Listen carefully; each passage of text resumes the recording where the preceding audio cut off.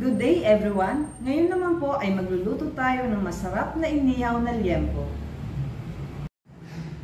Ang ating mga sangkap ng gagamitin upang maging masarap ang ating inihaw na liempo ay ang mga salt and calamansi, black pepper, Del Monte Sweet Blend Ketchup, Knorr Liquid Seasoning, soy sauce, at ating main ingredients ay liempo. Ang unang gagawin, budburan ng asin at paminta ang ating liempo upang maging masarap.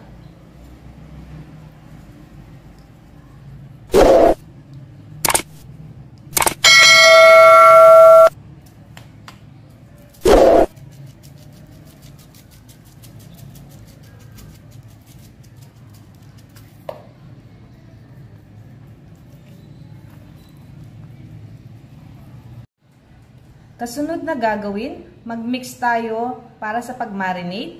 Una, lagyan ng water ang soy sauce. Ilahok na rin ang kalamansi.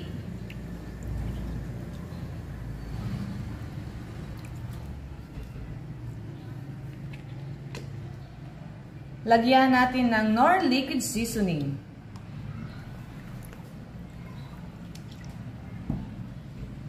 At maglahok tayo ng Sweet Blend Ketchup Del Monte.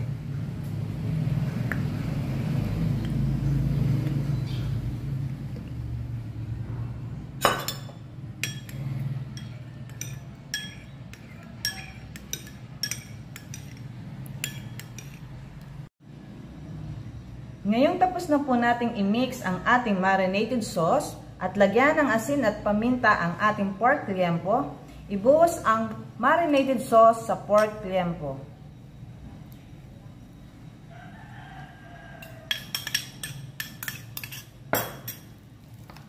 Haluin ito upang kumapit ang marinated sauce.